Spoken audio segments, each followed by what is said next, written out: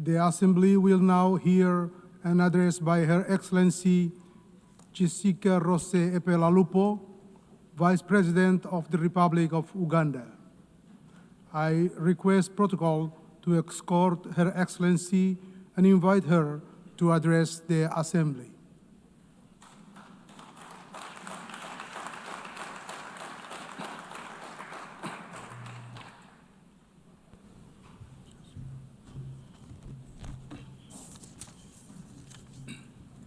The President of the UN General Assembly, Excellencies, Heads of State and Government, distinguished delegates, ladies and gentlemen, I bring you warm greetings from His Excellency, General Yoweri Kaguta Museveni, who could not be present personally on this and on whose behalf I am privileged to address this 80th session of the UN General Assembly.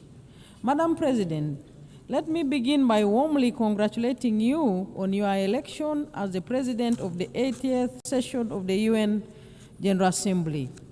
Uganda assures you of its full support throughout your tenure, and I also extend our appreciation to His Excellency Philomen Yang for his capable leadership during the 79th session. We commend the Secretary General, His Excellency Antonio Guterres, for his continued commitment to the roles and responsibilities of the United Nations.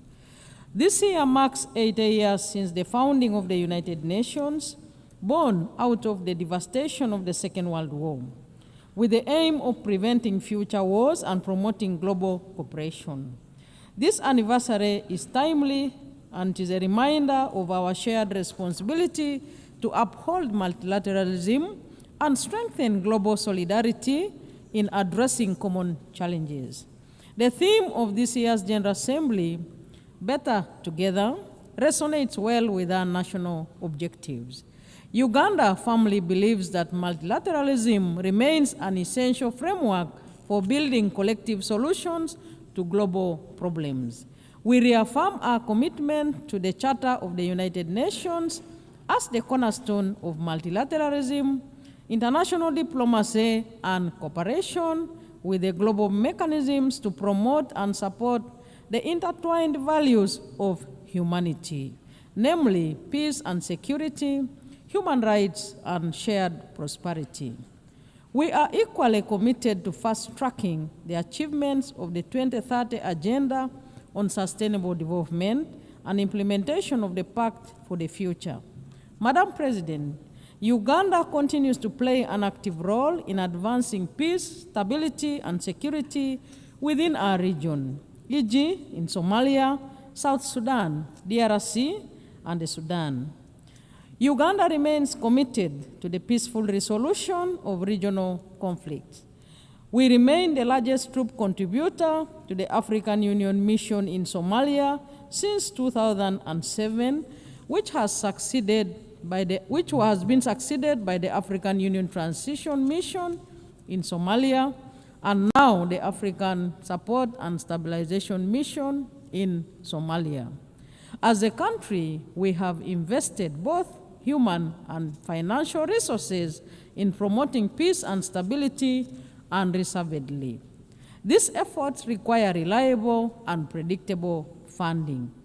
We therefore call on the international community to commit adequate resources for peace building and peacekeeping missions to ensure that their sustainability, effectiveness, and success becomes a reality. In South Sudan, Uganda continues to support the peace process as one of the guarantors of the Comprehensive Peace Agreement, contributing to efforts aimed at restoring stability and unity in the country. On the peace efforts in the eastern part of the Democratic Republic of Congo, Uganda has been working with regional leaders on the Nairobi and Luanda processes aimed at finding a lasting solution, and we also remain supportive of other complementary efforts by the international community. Madam President, we urge greater international support for regionally led peace building and stabilization initiatives, recognizing them as vital foundations for inclusive and sustainable development. We also call for enhanced global cooperation in tackling the root causes of conflict, including inequality, climate change, pandemics, new technologies, transnational crime, and terrorism. Madam President, Uganda calls for the comprehensive reform of the United Nations Security Council to address the imbalance in its current configuration and make it more equitable, just, and democratic. We demand for Africa's representation on the Council as a special case, as a matter of urgency in both the permanent and non-permanent categories, in line with the common African position enshrined in the Eswatini Consensus and Sate Declaration. Africa must have 2 seats in the permanent category with all rights and privileges, and 2 additional seats in the non-permanent category. On the question of Palestine, we urge the international community to give renewed priority to the realization of the internationally endorsed 2-state solution. We appeal to the United Nations Security Council to play a decisive and just role in resolving the Palestinian issue, which is crucial for lasting peace in the Middle East and central to global peace and security. We join the international community in the long-lasting call to end the embargo on Cuba that has been tightened recently with unfair designation as a state sponsor of terrorism. Uganda is recognized globally for its progressive refugee policies. Madam President, we host the largest number of refugees in Africa, currently standing at 1.9 million. Uganda allocates land to refugees and integrates them into our national systems, sharing public services such as education and healthcare, etc. However, this model is under serious pressure due to declining international support amidst rising global geopolitical tensions. The drop in partner funding has strained our already limited resources, affecting both host communities and our ability to meet national development targets, including SDGs. Uganda remains committed to upholding its obligations, but we cannot do this alone, as it diverts vital resources from our national development needs. Madam President, we therefore urge the international community to meet its obligation and support host countries like Uganda. Refugee hosting should not become a debt burden. Uganda should not be expected to borrow money to care for displaced population fleeing conflict. Madam President, with just 5 years remaining to achieve the 2030 Agenda for Sustainable Development, progress in many developing countries remains far off track. Bridging the estimated $4 trillion annual financing gap is crucial. The failure to mobilize adequate resources highlights the shortcomings of current international financial cooperation. We call on international community to fully implement existing commitments, including the Sevilla Commitment, the 2015 Addis Ababa Action Agenda, the 208 Doha Declaration, and the 202 Monetary Consensus. These agreements provide a framework for enabling developing countries to expand their physical and policy space and drive balanced and inclusive development. Accelerating the SDGs requires renewed commitment to multilateralism, global solidarity, and the strengthening of international cooperation mechanisms to ensure that no one is left behind. Madam President, Uganda's commitment to the promotion and protection of human rights remains central to our national development agenda. Our Constitution guarantees civil and political rights, freedoms of association, assembly, and expression, and the right of every citizen to participate in democratic governance. Since the introduction of multi-party democracy, Ugandans have enjoyed regular, free, and fair elections at all levels in Uganda.